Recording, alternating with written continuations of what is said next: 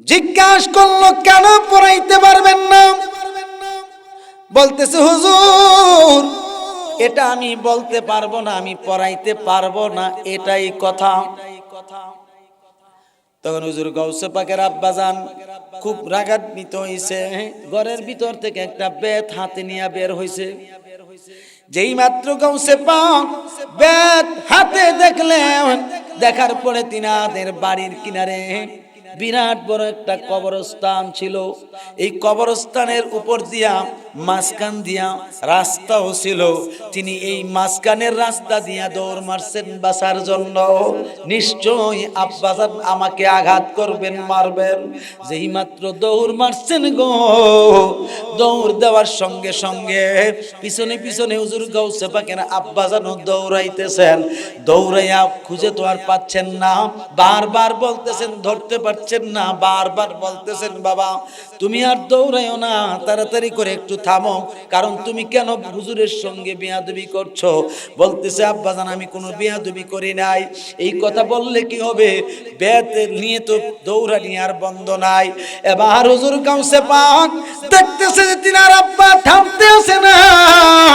তিনি শেষ পর্যন্ত এই কবরের মানুষগুলো যারা আছে, অর্থাৎ কবরবাসী যারা আছে কবরের ভিতরে, তাদেরকে তিনি ডাক মারছেন, কবরবাসীরা রে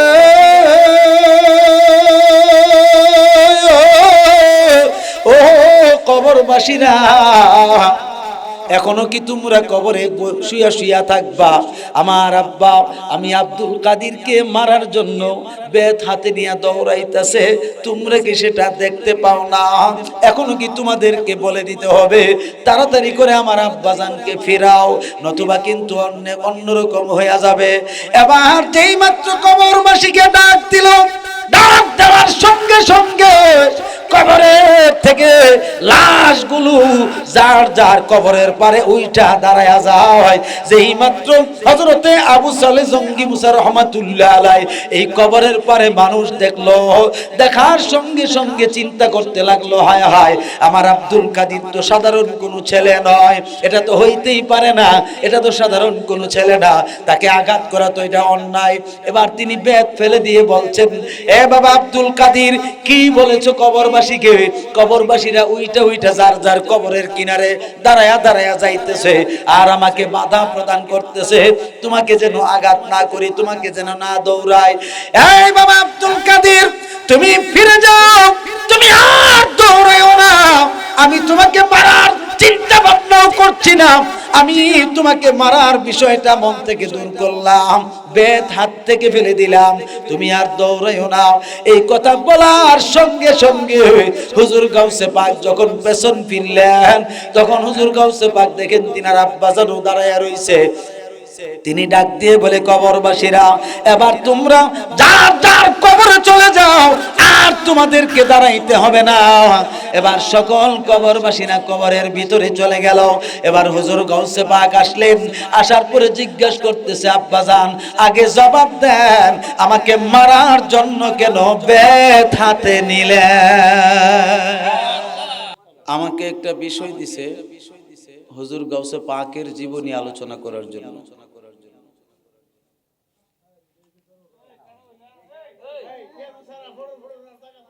তো দাওয়াত করছো কেন রে বাবা? আমরা গান গাউন হইলে তোমরা দাওয়াত করছো কেন? দাওয়াত চাইছি? হ্যাঁ,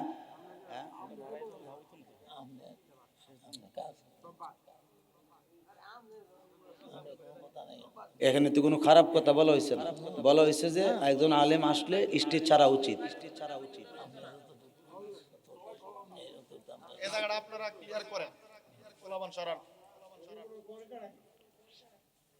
হুজুর গাউসে পাকের জীবনী এটা একটা জটিল বিষয়, বুঝতে পারছেন? হুজুর গাউসে পাকের জীবনীটা এটা একটা জটিল বিষয়। যিনি সমস্ত অলিকুল সম্রাট, যিনি নিজেই বলেছেন ওয়াকুল্লুন ওয়ালিয়িন লাহু আলা কাদামিন ওয়া ইন্নী আলা কাদামিন নবী বদরিল কামালি। তিনি বলছেন, এই পৃথিবীর মুমিন মুসলমান সমস্ত অলিগণ যারা কিয়ামত পর্যন্ত যত অলি হবে, অতীতে যারা হয়েছে এবং বর্তমানেও যারা আছে এবং কিয়ামত পর্যন্ত যত অলি হবে, সকল অলিদের কাদের উপরে আমি আব্দুল কাদের জিলানীর কদম থাকবে। আর আমি আব্দুল কাদের জিলানীর কাদের উপরে নবী মুহাম্মাদুর রাসূলুল্লাহ সাল্লাল্লাহু আলাইহি ওয়াসাল্লামার নূরানি কদম মোবারক। একটু জোরে বলেন না সুবহানাল্লাহ, আরো জোরে বলেন সুবহানাল্লাহ। এই মর্যাদা, এই সম্মান হুজুর গাউসে পাক অর্জন করছেন, ঠিক কিনা? আল্লাহ পাক বলেন, ওলিয়া উলিয়াদের সম্মানের ক্ষেত্রে আল্লাহর ওলিগণ বলেন, আল্লাহর ওলিদের ব্যাপারে আল্লাহ জাল্লা শানুহু নিজে কোরআনে বলেন, ইন্না রাহমাতাল্লাহি করিবুম মিনাল মুহসিনিন। নিশ্চয় আল্লাহর মুহসেন বান্দা যারা আছে, নিশ্চয় যারা আল্লাহর মুহসেন বান্দা, তাদের কাছে আল্লাহর রহমত মওজুদ আছে। এই কথা কে বলছেন? আল্লাহ বলছেন। কে বলছেন? ইন্না রাহমাতাল্লাহি করিবুম মিনাল মুহসিনিন। নিঃসন্দেহে আল্লাহর রহমত আল্লাহর মুহসেন বান্দাদের নিকটে আছে। এই মুহসেনের তাফসীর লিখতেছেন, মুহসেন হইছে তারা যারা আল্লাহর ওলি এবং হক্কানি পীর মাশায়েখ, সুবহানাল্লাহ বলেন, যারা আল্লাহর ওলি এবং হক্কানি পীর মাশায়েখ, তাদের কাছে আল্লাহর রহমত আছে। মুফাসসিরিনে কিরাম এই কথাটা বলেছেন। এখন এই মুহসেন বান্দাদের মধ্যে হুজুর গাউসে পাক আছে কিনা? যারা বলেন না আছে। হুজুর গাউসে পাকের জীবনীর ক্ষেত্রে আমরা বাহাজাতুল আসরার কিতাব দেখলাম যে তিনি জন্ম হয়েছে 470 খ্রিস্টাব্দে, আরে 470 হিজরিতে, সরি 470 হিজরিতে। ইন্তেকাল হয়েছে 571 হিজরিতে, মতান্তরে 70 হিজরিতে। পড়েন না সুবহানাল্লাহ। তো তিনি যেদিন জন্মগ্রহণ করেছেন ওই দিনটা ছিল রমজান মাসের প্রথম তারিখ, অর্থাৎ পহেলা রমাদান। ওই দেশের ওই যুগের বাগদাদ শরীফে তিনি যে শহরে জন্মগ্রহণ করছেন ওই শহরটার নাম হচ্ছে জিলান শহর। কোন শহর? জিলান শহর। ওই শহরে জন্মগ্রহণ করার পরে যেদিন তিনি জন্মগ্রহণ করছেন ওই দিন থেকে মাহে রমাদান আরম্ভ, পহেলা রমজান আরম্ভ। তখন ওই এলাকার মানুষ এই বিষয়টাকে বুঝতে পারে নাই। আকাশ মেঘাচ্ছন্ন ছিল, চাঁদ উঠছে কি উঠছে না, এই নিয়ে তাদের মধ্যে একটি দ্বিধাদ্বন্দ্ব তৈরি হলো যে চাঁদ উঠছে কি উঠছে না এই বিষয়টা অনুসন্ধানের জন্য তারা একটু আলোচনা করতেছে। তো সবাই বলতেছে যেহেতু চাঁদ উঠছে কি উঠছে না এটা তো আমরা এমনি এমনি বলতে পারবো না, যেহেতু আকাশ মেঘাচ্ছন্ন। আকাশ কি মেঘাচ্ছন্ন। এই আকাশ মেঘাচ্ছন্ন অবস্থায় থাকার কারণে যেহেতু মাহে রমাদান বোঝা যাচ্ছে না, চলো আমরা সকলেই হযরতে আবু সালেহ জঙ্গি মুসা রাহমাতুল্লাহ আলাইহি তিনির বাড়িতে যাই। তিনির বাড়িতে গেলে তিনি তো একজন আল্লাহর পেয়ারা বান্দা, আল্লাহর প্রিয় বন্ধু। তিনির কাছে গেলে হয়তো চাঁদের কোনো একটা সন্ধান পাওয়া যেতে পারে।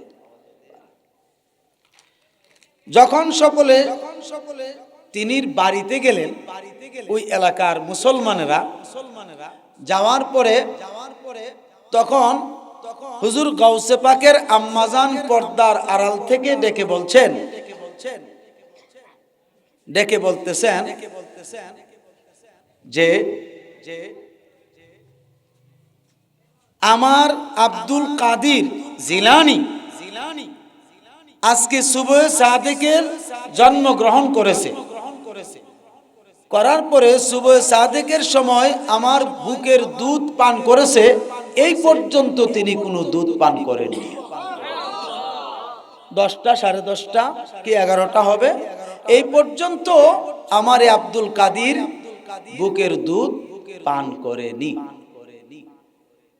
ঠিক আছে? তো এতে প্রমাণ হলো আজকের দিনটা আমাদেরকে দেখতে হবে যে আমার ছেলে সন্ধ্যার সময় দুধ পান করে কি করে না। কথা ঠিক কিনা? সন্ধ্যার সময় আমার ছেলে দুধ পান করে কি করে না, এই বিষয়টাকে দেখতে হবে। তাইলে বোঝা যাবে যে মাহে রমাদান শুরু হইল কিনা। একটু জোরে বলেন না সুবহানাল্লাহ। এটা হইছে হুজুর গাউসে পাকের আম্মার কথা। তো দিন গেল, যখন সন্ধ্যা হলো তখন হুজুর গাউসে পাক ইফতারের যখন সময় হলো, ওই সময় তিনি তিনার মায়ের দুধ পান করে ইফতার করছেন। আল্লাহু আকবার কবীরা। বুঝতে পারছেন? তাহলে হুজুর গাউসে পাক মায়ের পেট থেকে জন্মের আগেই মাদারজাত ওলি। কথা কোন ঠিক কিনা? মাদারজাত ওলি। আমার ভাইরা, হুজুর গাউসে পাক যেই মাত্র ইফতারের সময় মায়ের দুধ পান করেছে, তখন ওই এলাকার মুসলমানেরা সিউরিটি হইল যে আজকে থেকেই মাহে রমাদান আরম্ভ। তখন থেকে পুরাটা মাস সমস্ত মুসলমানেরা রোজা পালন করছেন এবং তারাবির নামাজও পড়েছেন। তিনি হচ্ছেন সেই গাউসে পাক যিনি এত সুন্দরভাবে মুসলমানদেরকে শিশুকাল অবস্থায় বুঝাইয়া দিলেন মাহে রমজান আরম্ভ হয়েছে, এই মাহে রমাদান শুরু হয়ে গেছে, তোমরা মুসলমানেরা রোজা রাখো। জোরে করুন আল্লাহু আকবার।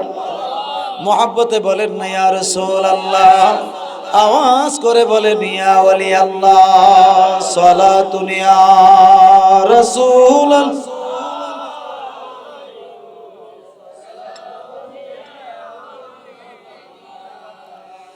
আরো মুহাব্বতে বলেন সালাতুন ইয়া রাসূলুল্লাহ।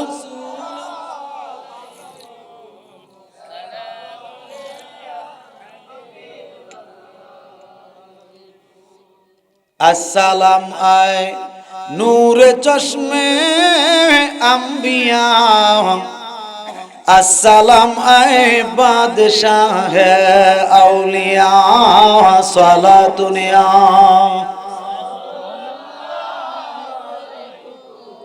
सलामुनिया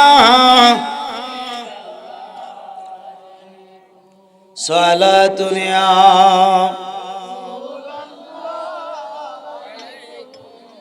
সালামুনিয়া।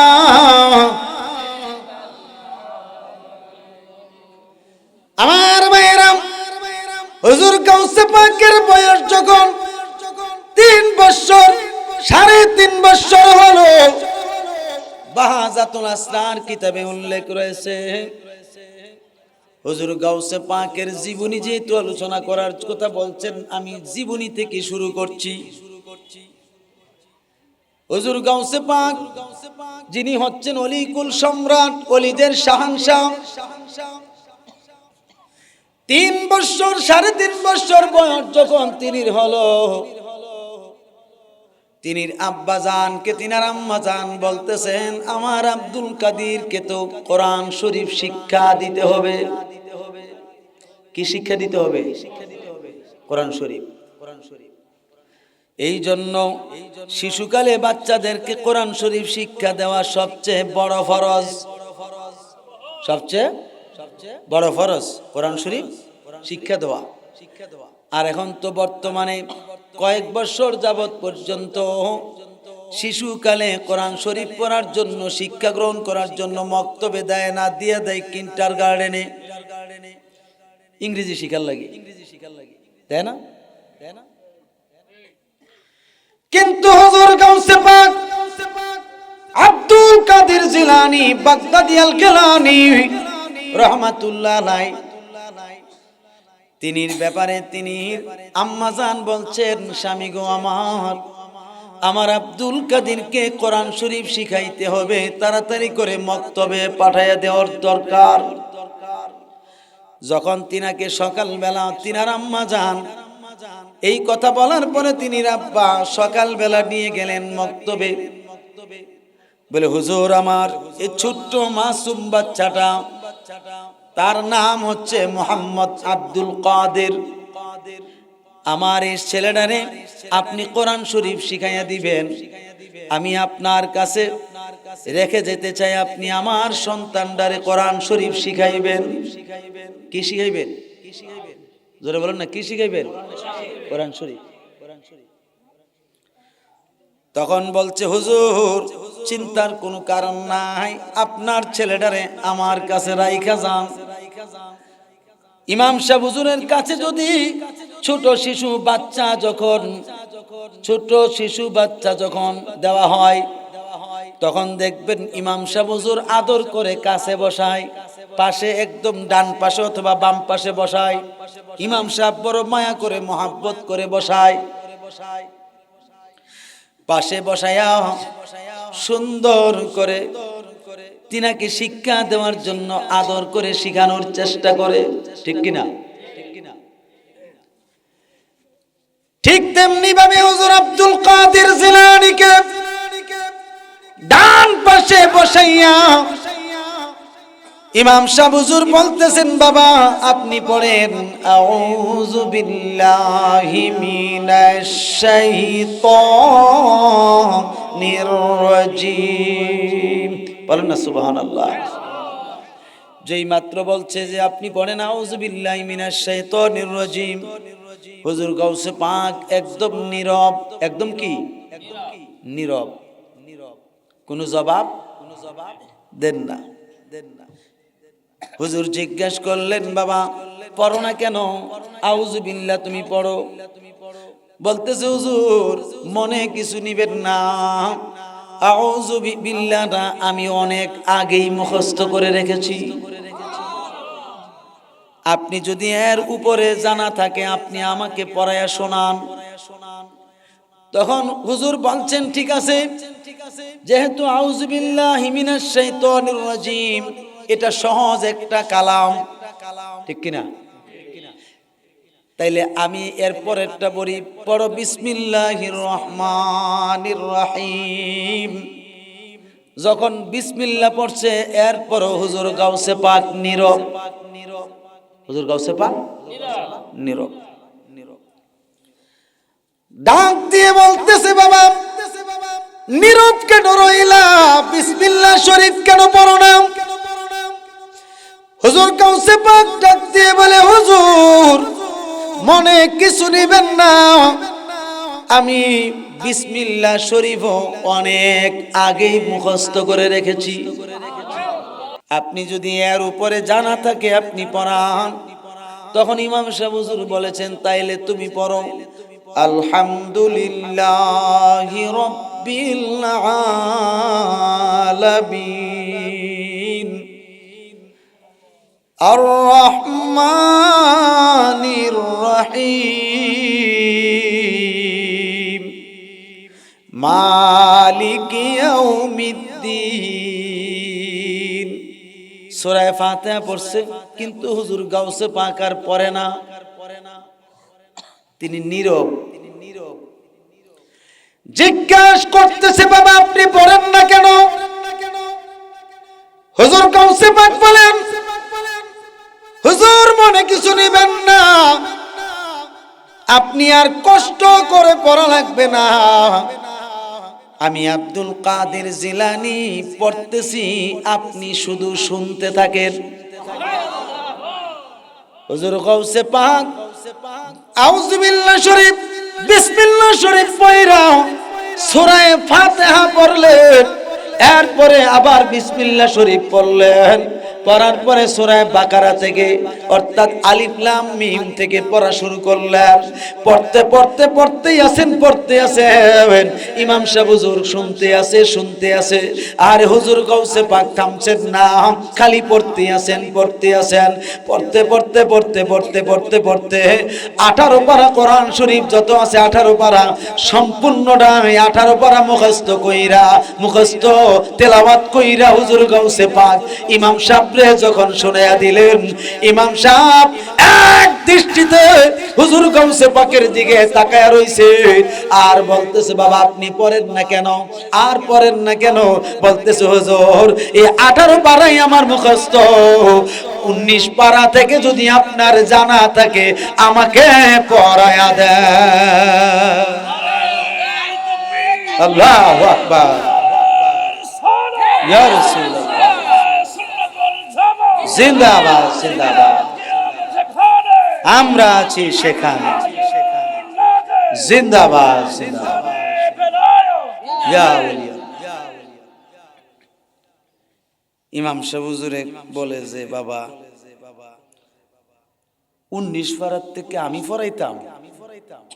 জি, যেহেতু আমি 18 পারা আমি আপনাকে শুনাইছি, আমি তো ছাত্র, আপনি উস্তাদ।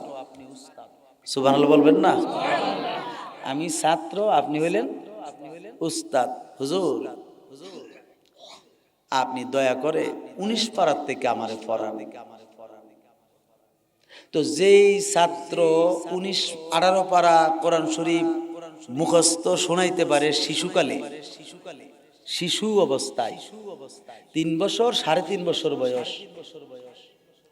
তো এই ছাত্রটা কি শিক্ষককে পড়াইতে গেলে কমসে কম 100 বার চিন্তা করতো না যে নিশ্চয় এই ছেলেটা বা এই ছাত্রটা কোনো সাধারণ ছাত্র না, সাধারণ কোনো ছেলেও না। তখন ইমাম সাহেব হুজুর মনে মনে চিন্তা করলো, নিশ্চয় এই ছেলেটা কোনো আল্লাহর প্রিয় বন্ধু হবে, প্রিয় ওলি হবে। প্রিয় ওলি যদি না হয়, শিশুকালে আমরাই তো কোরআন শরীফ মুখস্থ করতে পারি নাই, আমাকে তো কোরআন শরীফের 18 পারা শোনাইছেন, নিশ্চয়ই এই ছেলেটা সাধারণ কোনো ছেলে হইতে পারে না। তখন তিনি কি করছেন, ইমাম সাহেব হুজুরে কি করছেন, সুন্দর করে মক্তবটা ছুরি দিয়া দিলেন। ছুরি দিয়া বলতেছে, বাবা আব্দুল কাদের আপনি থাকেন, আপনি এখান থেকে যাবেন না, আপনার সঙ্গে আমার পার্সোনাল কিছু কথা আছে। এবার মক্তবের সকল ছাত্র ছাত্রীদেরকে ছুরি দিয়া তিনি হুজুর গাউসে পাকরে বলছেন, ও বাবা আব্দুল কাদের আমি তো আপনাকে পড়াইতে পারবো না, কেননা আপনি আমার কাছে পড়ার মতো সেই ব্যবস্থা নাই। বলতেছে, হুজুর কেন গো, আপনি আমাকে পড়াইতে পারবেন না? আপনি তো এই মসজিদের ইমাম সাহেব, আপনি তো এই মসজিদের ইমামতি করেন এবং মক্তব পড়ান, এই মক্তবে কোরআন শরীফ ছাত্র ছাত্রীদেরকে পড়াইতেছেন, আমিও তো আপনার একজন ছাত্র, আমি না হয় 18 পারা মুখস্থ কইরা আপনাকে শোনাইলাম, বাকি 19 পারা থেকে 11 পারা কোরআন শরীফ আপনি আমারে শিখাই দিলেই তো আমি শিক্ষা ফলাইতে পারি, যেহেতু আব্বাজান আপনার কাছে আমাকে দিয়েছে। এই জন্য আপনি যদি এখন পড়াইতে নিষেধ করেন তাইলে আমার আব্বা অনেক রাগ করবেন, অনেক গোসা করবেন এবং আমার প্রতি রাগান্বিত হয়ে আমাকে আঘাত করতে পারেন। এই কথা বলার পরে বলছে, বাবা চলেন আপনাদের বাড়িতে যাব, আপনার আব্বাকে বোঝায় বলবো, তাইলে আর কোনো সমস্যা হবে না। বলতেছে ঠিক আছে, সাবধান, আমার ব্যাপারে যদি বিচার দেন তাইলে তো সমস্যা হয়ে যাবে, আরো সমস্যা বাড়বে, আমাকে আমার আব্বাজান মারতেও পারে। এই কথা বলার পরে যখন বাড়িতে গেলেন, বাড়ির উঠানে নয়, ওই যে গেট আছে, বাড়ির গেট আছে, গেটে দাঁড়ায় ডাক দিলেন, আব্দুল কাদের জিলানীর আব্বা বাড়িতে আসেননি? তখন তিনি ঘরের ভিতর থেকে জবাব দিলেন, জি আছি ইমাম সাহেব, হুজুর আমাকে ডাক দিছেন কেন? বলতেছে আপনার আব্দুল কাদেরকে আমি পড়াইতে পারবো না। হযরত আবু সালে জঙ্গি মুসা মনে করছে নিশ্চয়ই ঘরে যে বিয়াদবি করে কিছুটা, এই বিয়াদবির চাইতে মানে জঘন্যতম বিয়াদবি এই জায়গাত করছে, পড়াইতে পারতো না, না করলো গিরি, ঠিক কিনা? জিজ্ঞাসা করলো কেন পড়াইতে পারবেন না? বলতেছে হুজুর এটা আমি বলতে পারবো না, আমি পড়াইতে পারবো না, এটাই কথা। তখন হুজুর গাউসে পাকের আব্বাজান খুব রাগান্বিত হইছে, ঘরের ভিতর থেকে একটা বেত হাতে নিয়ে বের হইছে। যেই মাত্র গাউসে পাক বেত হাতে দেখলেন, দেখার পরে তিনাদের বাড়ির কিনারে বিরাট বড় একটা কবরস্থান ছিল। এই কবরস্থানের উপর দিয়া মাঝখান দিয়া রাস্তাও ছিল। তিনি এই মাঝখানের রাস্তা দিয়া দৌড় মারছেন বাঁচার জন্য। নিশ্চয়ই আব্বাজান আমাকে আঘাত করবেন, মারবেন। যেই মাত্র দৌড় মারছেন গো, দৌড় দেওয়ার সঙ্গে সঙ্গে পিছনে পিছনে হুজুর গাউসে পাকের আব্বাজানও দৌড়াইতেছেন। দৌড়াইয়া খুঁজে তো আর পাচ্ছেন না, বারবার বলতেছেন ধরতে পারছেন না, বারবার বলতেছেন বাবা তুমি আর দৌড়াইও না, তাড়াতাড়ি করে একটু থামো, কারণ তুমি কেন হুজুরের সঙ্গে বিয়াদবি করছো? বলতেছে আব্বাজান আমি কোনো বিয়াদবি করি নাই। এই কথা বললে কি হবে, বেত নিয়ে তো দৌড়ানি আর বন্ধ নাই। এবার হুজুর গাউসে পাক দেখতেছে যে তিনার আব্বা থামতে আসে না। তিনি শেষ পর্যন্ত এই কবরের মানুষগুলো যারা আছে, অর্থাৎ কবরবাসী যারা আছে কবরের ভিতরে, তাদেরকে তিনি ডাক মারছেন, কবরবাসীরা রে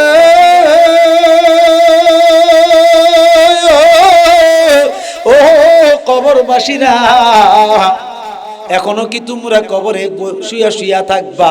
আমার আব্বা আমি আব্দুল কাদেরকে মারার জন্য বেত হাতে নিয়ে দৌড়াইতেছে, তোমরা কি সেটা দেখতে পাও না?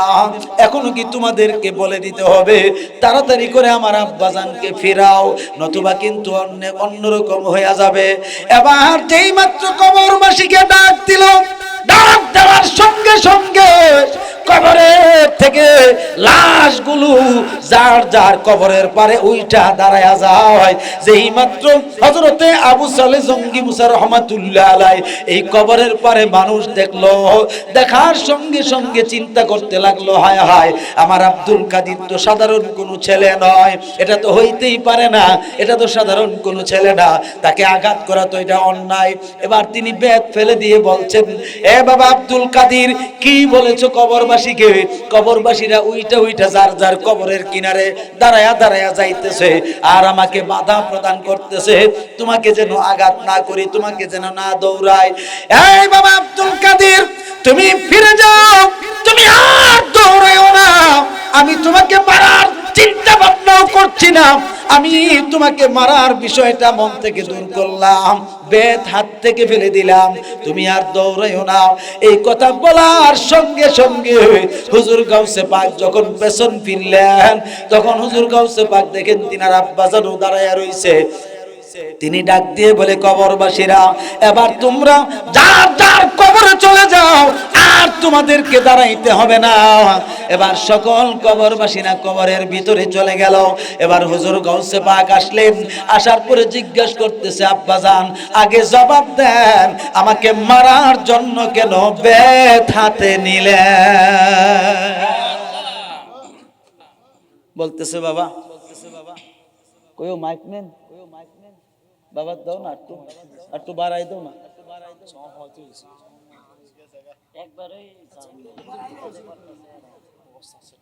সব জিজ্ঞেস করলো, বাবা আব্বাজান আপনি কেন মারার জন্য আমাকে বেত হাতে নিলেন? আমার তো কোনো অন্যায় নাই। বলতেছে, ইমাম সাহেব হুজুরে পড়াইতে পারবে না বললে কেন? আর জিজ্ঞেস করছি কেন পড়াইতে পারবে না, উনি বলছে এটার জবাব দিতে পারবে না। কেন? নিশ্চয়ই তুমি বেয়াদবি করছো। বলতেছে, আব্বা হুজুর আমি কোনো বেয়াদবি করি নাই, আপনি হুজুরকে জিজ্ঞেস করেন। কেটে দাও, কেটে দাও। কথা বুঝতে পারতেছি না? তখন জিজ্ঞেস করলো, হুজুর আমার আব্দুল কাদিরে আপনি পড়াইতে পারবেন না কোন কারণে? কারণটা কি? কিসের জন্য? বলতেছে, হুজুর আব্দুল কাদিরকে আমি কি পড়াবো? আমি নিজে উনার কাছে পড়বো। আরো আস্তে সুবহানাল্লাহ, আরো আস্তে সুবহানাল্লাহ। আমি নিজে উনার কাছে পড়বো।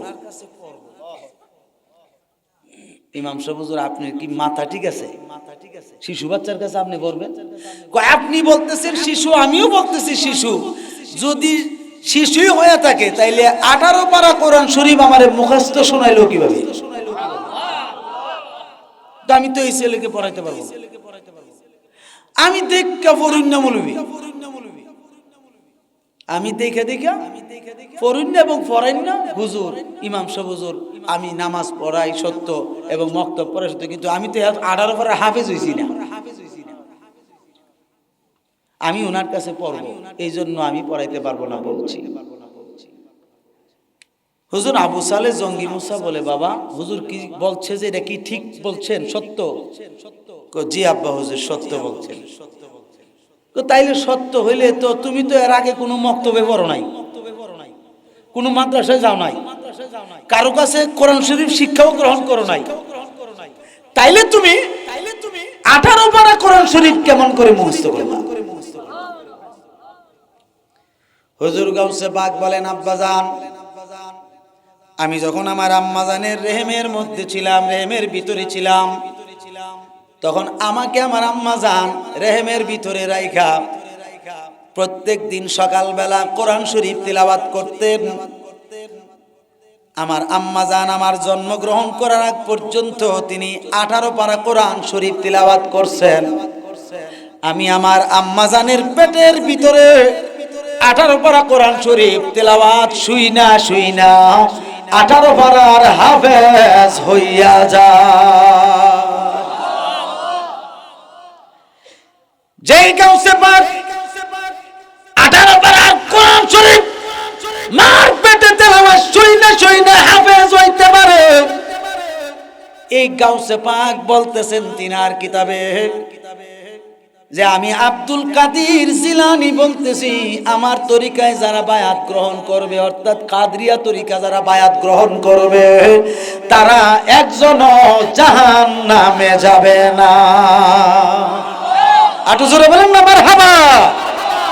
হুজুর গাউসে পাক বলছেন, বাহাজাতুল আসরার কিতাব খুলে দেখেন, তিনি ক্ষমতা না থাকলে কি কথা বলতে পারছেন? কথা বলেন কেউ? তিনি ক্ষমতা না থাকলে কি কথাটা বলতে পারছেন? এখন যদি ফতোয়া দেন তাইলে যিনি লেখছেন তাকে দেন, আমাকে না দিয়া। আমি তো বাহাজাতুল আসরার কিতাব থেকে বলছি, ঠিক কিনা? এই জন্য আমরা বলি যে অলিকুল সম্রাটের অনুসারী হইয়া কাদরিয়া তরিকায় যারা বায়াত করায়, মুরিদ করায় পীর মাশায়েখগণ, আমি বলবো হুজুর গাউসে পাক যেখানে গ্যারান্টি দিয়েছেন গুনাহ খাতা গোসল থাকতেই পারে, এমনও হইতে পারে তওবা দিতে পারে। কথা বলেন ঠিক কিনা? কিন্তু হুজুর গাউসে পাক বলেছেন কাদরিয়া তরিকার বায়াত যারা গ্রহণ করবে কিয়ামত পর্যন্ত তারা একজনও জাহান্নামে যাবে না। এখন ফতোয়া দিলে আপনি হুজুর গাউসে পাকের দেন, আমার কোনো আপত্তি নাই। এই জন্য আমরা সকলে মহাব্বতে পড়ি, মোরা গাউসে পাকের ওসিলাতে যাব মদিনায়, মোরা গাউসে পাকের ওসিলাতে যাব মদিনায়। হায় হায় এসেছি সকলে নবীর দিদারের আশায়, হায় হায় এসেছি সকলে নবীর দিদারের আশায়, মোরা গাউসে পাকের ওসিলাতে যাব মদিনায়, মোরা পীর মুর্শিদের ওসিলাতে। গাউসে পাক হয়েছেন যিনি নবীজির আদরের তিনি, গাউসে পাক হয়েছেন যিনি নবীজির আদরের তিনি, মা ফাতেমার নয়নে মনি বাগদাদে ঘুমায়, হায় হায় মা ফাতেমার নয়নে মনি বাগদাদে ঘুমায়, মোরা গাউসে পাকের ওসিলাতে যাব মদিনায়, মোরা পীর মুর্শিদের ওসিলাতে। হায় হায় এসেছি সকলে নবীর দিদারের আশায়, হায় হায় এসেছি সকলে নবীর দিদারের আশায়, মোরা গাউসে পাকের ওসিলাতে যাব মদিনায়, মোরা পীর মুর্শিদের ওসিলাতে। জোরে জোরে বলেন আল্লাহু আকবার, মুহাব্বতে বলেন না ইয়া রাসূলুল্লাহ, আওয়াজ করে বলেন না ইয়া ওয়ালি আল্লাহ। আল্লাহুম্মা সাল্লি মাওলানা মুহাম্মদ ওয়া আলা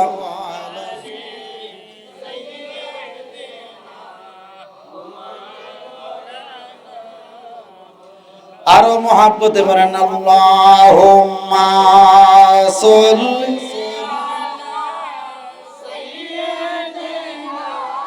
মাওলানা মুহাম্মদ ওয়া আলা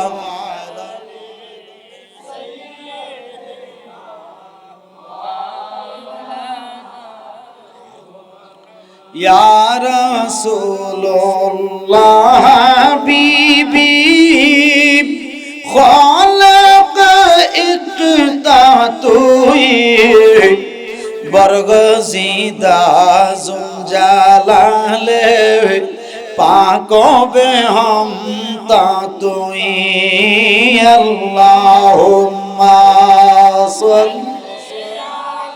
মাশাআল্লাহ জোরে মাওলানা মুহাম্মদ ওয়া আলা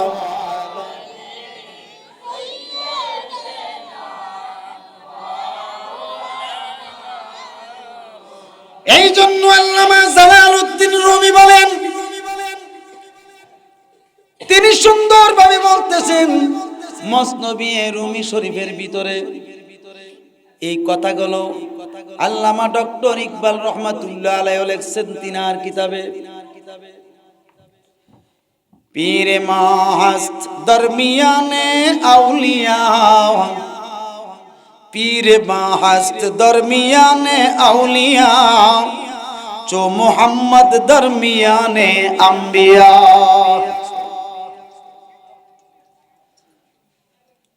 আল্লামা জালালউদ্দিন রুমি বলেন, পৃথিবীর জমিনে ওলি আছে, যত ওলি রয়েছে এবং যত পীর মাশায়েখ রয়েছে, সমস্ত পীরের পীর হলেন হুজুর গাউসে পাক যেমন, আর রহমাতুল লিল আলামিন হইলেন সমস্ত আম্বিয়ায়ে কেরামদের মধ্যে শ্রেষ্ঠ আম্বিয়ায়ে কেরাম।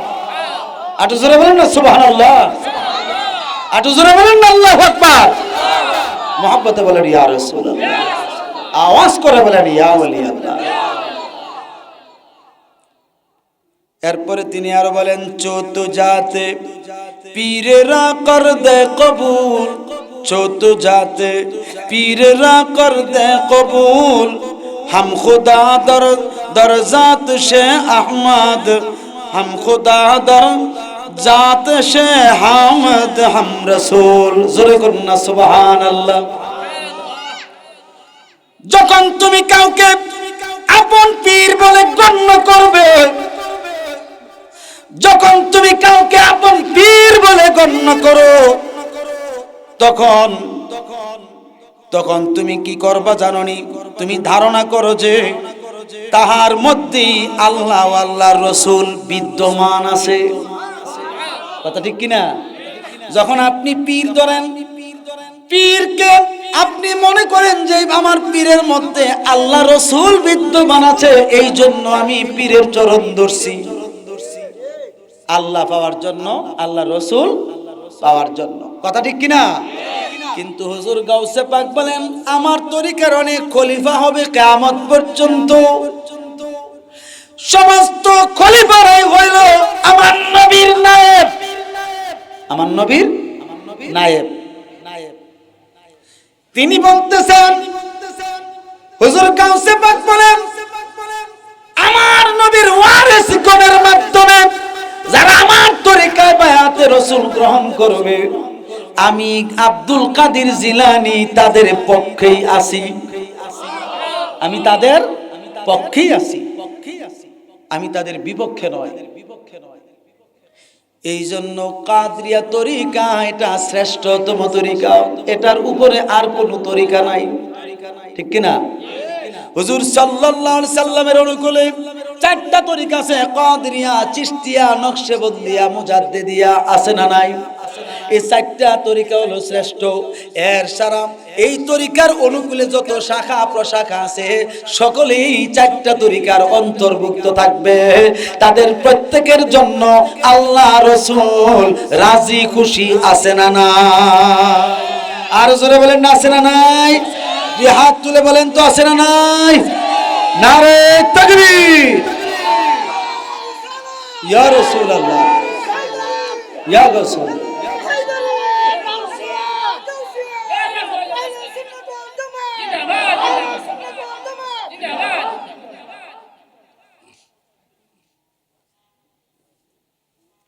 আপনাদের কষ্ট হইছে না?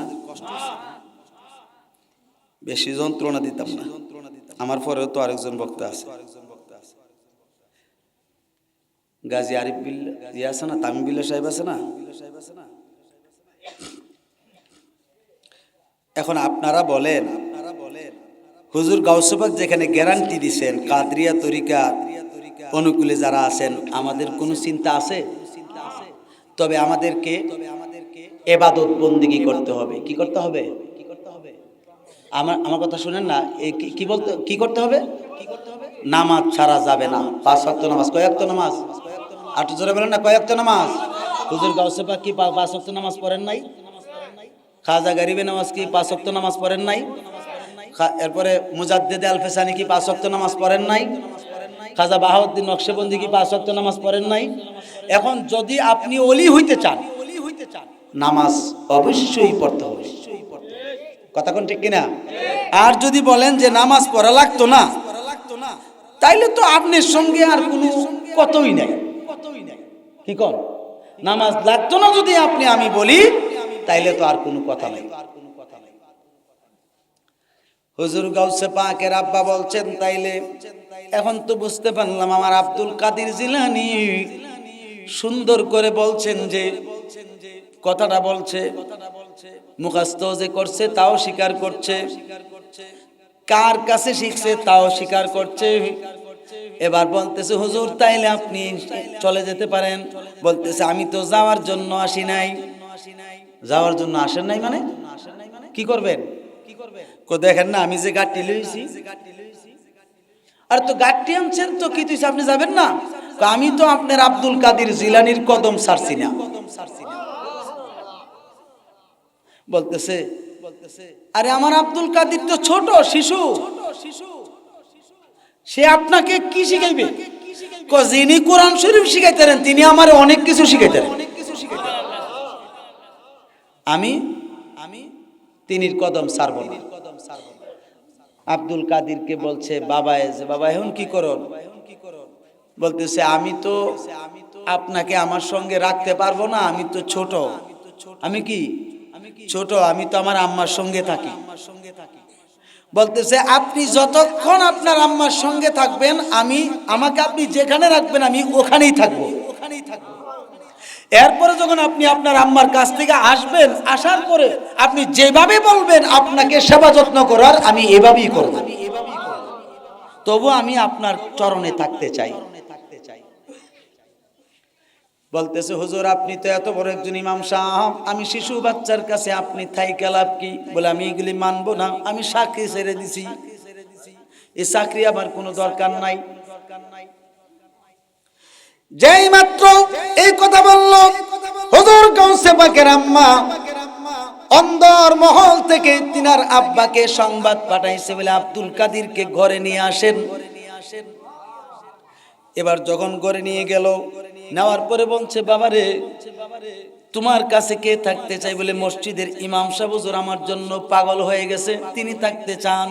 বলতেছে একটা কাজ করো, এই ইমাম সাহেবকে ওই যে বাংলা ঘর আছে, বাংলা ঘর দূরে অর্থাৎ 12 বাউন্ডারির বাহিরে যে বাংলা ঘর আছে, ওই বাংলা ঘরে রাইখা দাও, ওই ঘরে তার খাবার দাবার দেওয়া হবে। ওই ঘরে তার খাবার দাবার দেওয়া হবে। এই বাউন্ডারির ভিতরে সে আসতে পারবে না, কারণ আল্লাহর ওলিগণের আহলে আওলাদ যারা আছে, আল্লাহর ওলিদের পরিবার পরিজন যারা আছে, তারা পর্দা মেনটেন করে কি করে না? জোরে কন্যা করে কি করে না? তারা পর্দা মেনটেন করে থাকতো। এই তখন ছিল কঠিন পর্দার অনুকূলে। কিন্তু এখন তো পর্দা কি জাতের পর্দা যে বের হয়েছে রে বাবা, এই পর্দা দেখলে আর পর্দা করতে মন চায় না। কথা ঠিক কিনা? এখন কি পর্দা আসেনি? কন্যা পর্দা আছে, ওই রকম পর্দা আছে, ওই রকম পর্দা কিন্তু নাই। বাড়ি ঘরের পর্দাও থাকে না, যে মনে সাথে সেই ঢুকতে পারতেছে, কোনো কিছু নাই। গলা খেকরানি দিল কামনা। এরপরও কিছু সতর্কযুক্ত কিছু বাড়ি আছে, সংসার আছে, গাড়ার থেকে যদি কেউ গলা খেরখানি দিয়ে এক দৌড়ে ঘরে, ঠিক কিনা? উড়ানে যদিও মা বোনরা থাকে, দৌড় দিয়া ঘরে চলে যা, কিন্তু মেজরিটি পার্সেন্ট সেটার মধ্যে এখন আর নাই। ওই বাংলা ঘরে ইমাম সাহেব হুজুরকে জায়গা দিয়ে রাখছিলেন। যখন তিনার বয়স আস্তে আস্তে আস্তে আস্তে করে 7 বছর 8 বছর মতান্তরে 9 বছর হলো, তখন মা বললেন আমার আব্দুল কাদিরকে দূরে কোথাও পাঠাইতে হবে দ্বীনি ইলম শিক্ষা করানোর জন্য। কি ইলম? দ্বীনি ইলম। তো দ্বীনি ইলমের তো অভাব নাই, ঠিক কি না? দ্বীনি ইলম কোন অভাব আছে? কোন ধরনের দ্বীনি ইলম শিখবেন? ইহুদিদের শিখানো নাকি তাবিঈগণদের শিখানো? সাহাবীর থেকে তাবি, তাবি থেকে তাবে তাবি, কথা কোন ঠিক কিনা?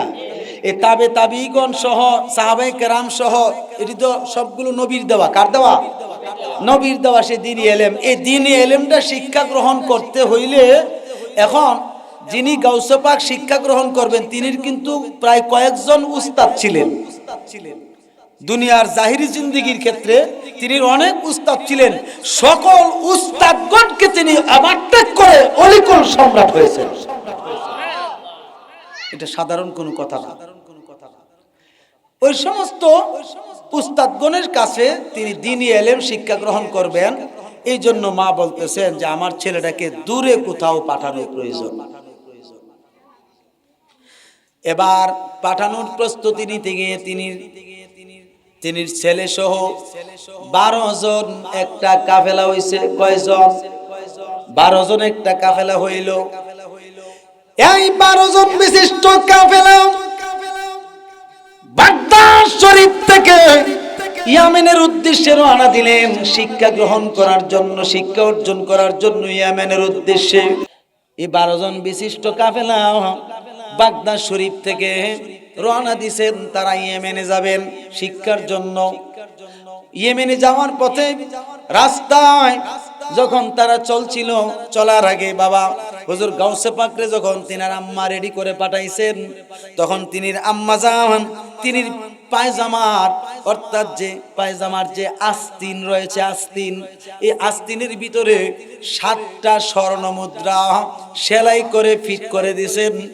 আর মা বলতেছেন, বাবা শোনো, এই স্বর্ণের মুদ্রাগুলো আমি তোমার এই পায়জামার আস্তিনের ভিতরে সেলাই করে আমি মা তোমাকে দিয়ে দিলাম, যেন সেগুলি পরে না যায়। আমি তোমাকে বলি শোনো, যখন তোমার প্রয়োজন হবে এখান থেকে স্বর্ণ মুদ্রা একটা বের করে বিক্রয় করবা, বিক্রয় করার পরে যা মূল্য পাইবা এটা দিয়ে তুমি কিছুদিন চলবা, যতদিন চলতে পারো তুমি চলবা। খবরদার খবরদার, রাস্তায় চলার পথে বা কোনো জায়গায় চলার পথে উঠা বসার ক্ষেত্রে জীবনে কোনোদিন মিথ্যা বলবা না। কি বলবা না? একটু জোরে কর না, কি বলবা না? মিথ্যা বলবা না। বলতেছে আম্মা জান, মিথ্যাটা এটা কি? মিথ্যা এটা কি? তখন তিনির আম্মা বলছেন, আল কিযবু উম্মুল খাতা। বলতেছে নবীজি বলছেন মিথ্যা হলো সকল গুনার মা। যত পৃথিবীতে গুনাহ আছে সব গুনার মা হলো মিথ্যা। তাহলে বোঝা গেল আমরার দেশে মনে মিথ্যা কেউ বলে না,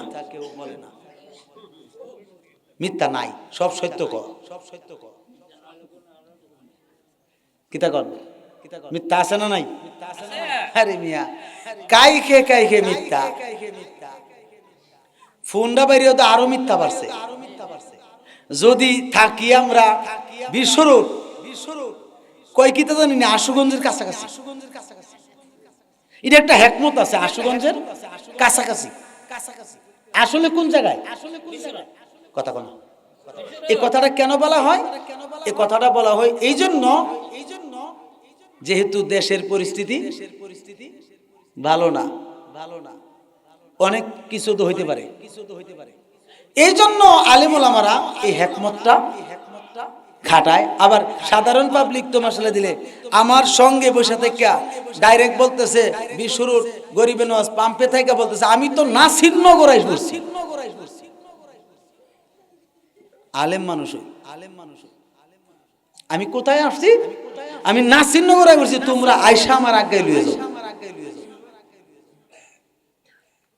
আলেমই কিন্তু, অথচ আমার সঙ্গে বসা, একসাথে বসা চা কফি খাইতেছি। আমরা আলেমের কথাই বলছি বাবা। জিজ্ঞাসা তো করবো আল্লাহ তাআলা আমরা আলেমদেরকে, আমরা তো সাধারণ মানুষ বেঁচে দিবেন গা। আরে ওনার আজকে থাকতো না। জুব্বুল হুজন যে জায়গা, ওই জায়গায় আলেমদের বিচার হবে।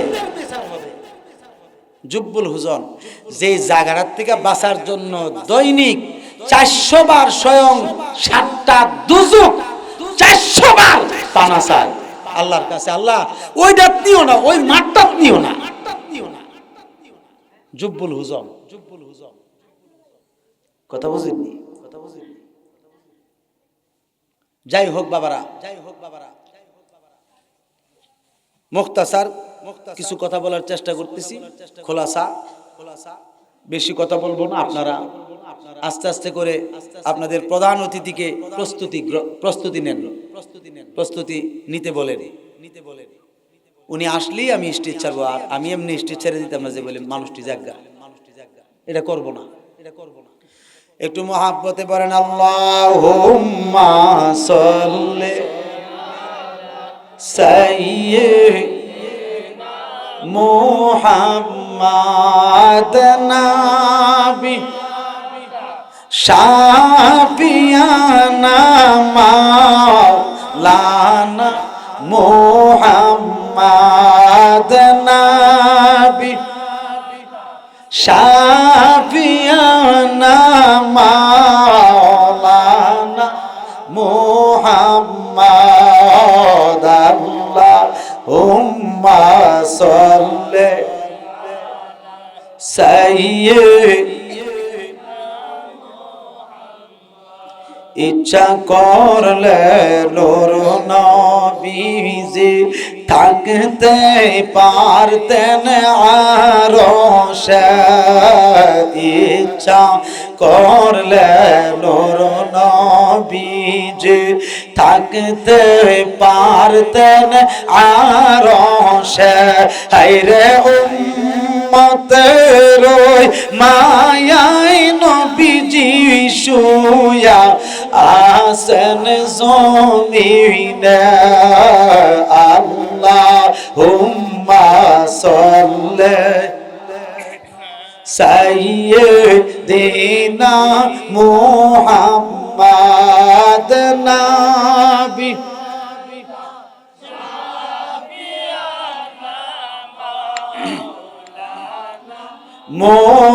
মুহাম্মদ নবিয়ানা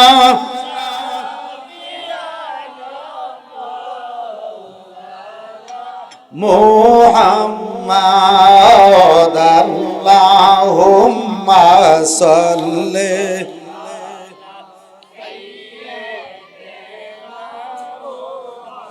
নবী আমরার পরশমনি নবী আমরার জানের জান নবী আমরার পরশমনি নবী আমরার জানের জান এই রে নবীজিকে না দেখিলে বাঁচে না আশিকদের প্রাণ আল্লাহুম্মা সাল্লি সাইয়্যিদিনা মুহাম্মদ নবী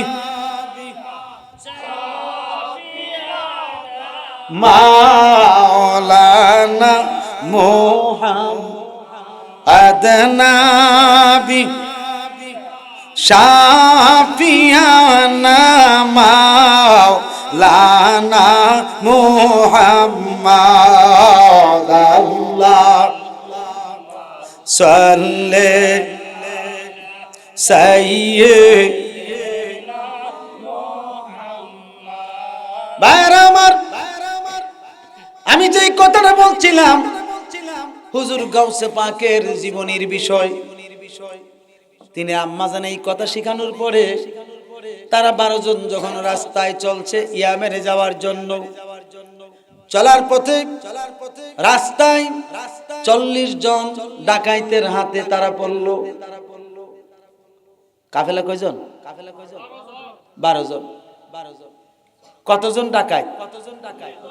40 জনের হাতে তারা পড়ছে। পড়ার পরে তাদের সকলের কাছ থেকে যা কিছু আছে সবকিছু ছিনাইয়া নিয়ে গেল। তো হুজুর গাউসে পাক তো শিশু, এই ছোট মাসুম বাচ্চা দেখে, ছোট বাচ্চা দেখা তিনি কোনো কিছুই বলেন না, নীরবতা অবলম্বন করে দাঁড়াই রইছেন।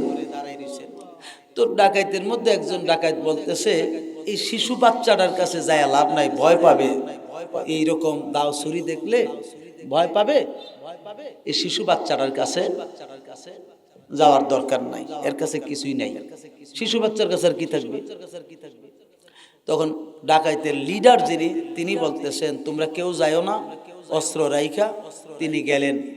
বাবা আপনার নাম কি? বলে আমার নাম আব্দুল কাদের জিলানী। সুবহানাল্লাহ বলেন না? বলতেছে বাবা আপনার আর কোনো নাম আসেনি?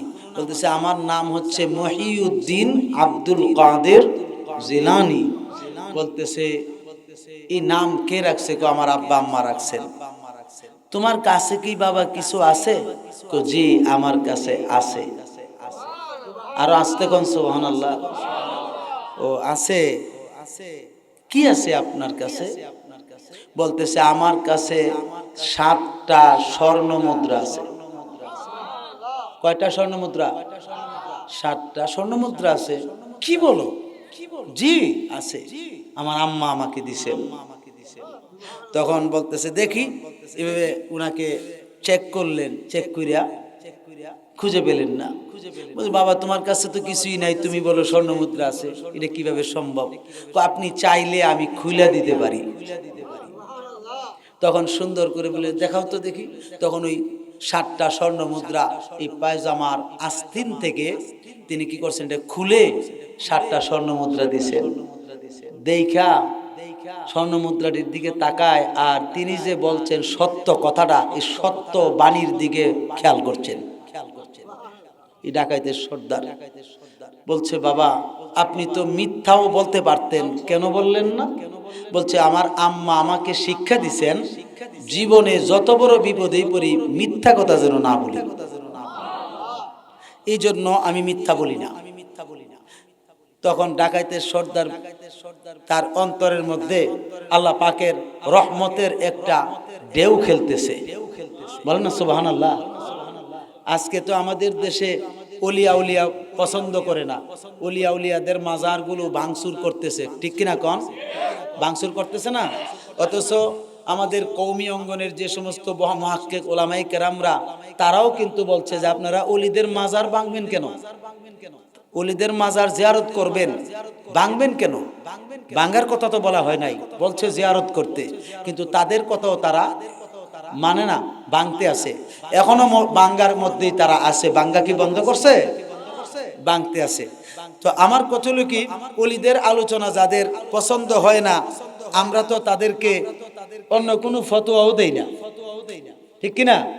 তবে একটা কথাই আমরা সহিহ বুখারী থেকে বলি যে আল্লাহ নিজে বলছেন হাদিসে কুদসি, নবীজির জবান মোবারক, মাঝখানে জিব্রাইল নাই, মিকরাইল নাই, ইসরাফিল নাই, কোনো ফেরেশতা নাই, কোরআন শরীফের কোনো বাণী না, ডাইরেক্ট হাদিসে কুদসি আল্লাহ আল্লাহর হাবিবের অন্তর মোবারকে ঢেলে দিয়েছেন, যেটাকে ওয়াহিয়ে গায়রে মাতলু বলা হয়।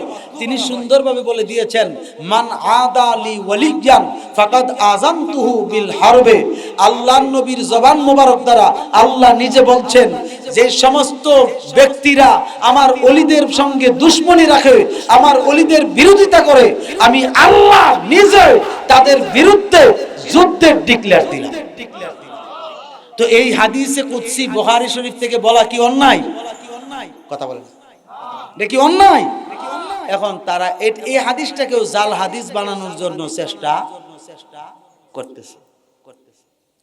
অগণিত সহিহ হাদিসকে তারা জাল হাদিস বানাইতেছে। যেমন নবীজির নূরের ব্যাপারে একটা সহিহ রাওয়ায়াত আছে, সেটা সহিহ বুখারীতে আছে, আল মাওয়াহিবুল লাদুনিয়াতে আছে, এবং বিভিন্ন মুতাবের কিতাবে আছে। হযরতে জাবির ইবনে আব্দুল্লাহ রাদিয়াল্লাহু তাআলা আনহু থেকে হাদিসটা রওয়ায়াত, ওই হাদিসটাকেও তারা জয়ীফ বলার চেষ্টা করছে, জাল হাদিস বলার চেষ্টা করতেছে। আবার বলতেছে এই যে আনা মিনাল্লাহি ওয়া কুল্লু শাইইন মিন নূরি, এই হাদিসটাকেও তারা জাল হাদিস বলে আখ্যায়িত করার চেষ্টা করতেছে। কিন্তু আমরা সুন্নি জামাতের লোকেরা, সুন্নি আলেমরাও, এটার মধ্যে কিছু কিছু সুন্নি আলেমরা যারা আছে, আমরা এটার প্রতিবাদ করছি, প্রতিবাদও জানাচ্ছি, কিন্তু শক্তভাবে কেউ এটার প্রতিবাদ করে না। এর মধ্যে মুহাক্কিক কিছু আলেম ওলামারা সেটাকে সহিহ বলে সাব্যস্ত করতেছেন। এইভাবে সহিহ হাদিসগুলোকে তারা জাল হাদিস বানিয়ে ফেলতেছে। এখন বলেন আল্লাহ যে বলছে মান আদালি ওয়ালিয়ান ফাকাদ আযানতুহু বিল হারবে, যে আমি আল্লাহ বলছি যারা আমার ওলিদের বিরোধিতা করে, আমার ওলির সঙ্গে দুশমনি রাখে, আমি তাদের বিরুদ্ধে যুদ্ধের ডিক্লেয়ার দিলাম। এই কথাটা কি সত্য না মিথ্যা? সত্য। হয়তো আজকে না হোক কালকে, অথবা 2 মাস পর, অথবা 3 মাস পর, অথবা 2 বছর পর, 1 বছর পর, অথবা যেই কোনো এক সময় হলো আল্লাহ পাকের গজব তাদের উপরে আসতে পারে কি পারে না? যেরকম পারে কি পারে না? এই জন্য আমরা বুঝতে হবে যে আহলে সুন্নাত ওয়াল জামাতের প্রত্যেকটা আলেমকে আপনি ছোট মনে করতে পারবেন না। হোক সে কম এলেমদারি, কিন্তু ছোট মনে করবেন না। তাদের জবান দিয়ে আল্লাহ এমন কথাও বের করে দিতে পারে যে একটা কথার দ্বারা শত শত মানুষ হেদায়েত হয়ে যেতে পারে। কথা কোন ঠিক কিনা? এই জন্য তাদেরকে তুচ্ছ তাচ্ছিল্য মনে করবেন না। আমাদের আহলে সুন্নাতের একতা নাই কেন? এই রকমে এই কারণে, হিংসা বিদ্বেষের কারণে, ঠিক কিনা? হিংসা বিদ্বেষ যদি আমাদের অন্তরে থাকে, কিয়ামত পর্যন্ত সুন্নি এক হইতে পারত না। এনে তো হুজুর আছেন, আমি বলছি যে কথাটা বলেন না, এটা কি মিথ্যা কথা?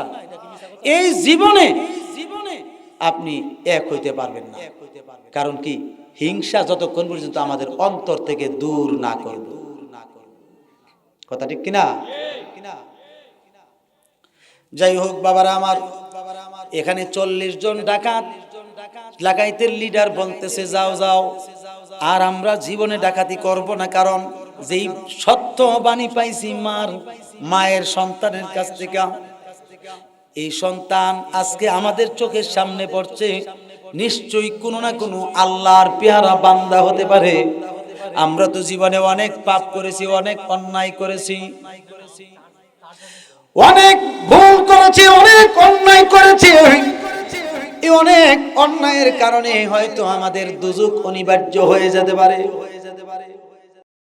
সুন্নিয়াতের প্রচারের স্বার্থে ভিডিওটি লাইক, কমেন্ট ও বেশি বেশি শেয়ার করুন। আমাদের সাথেই থাকুন।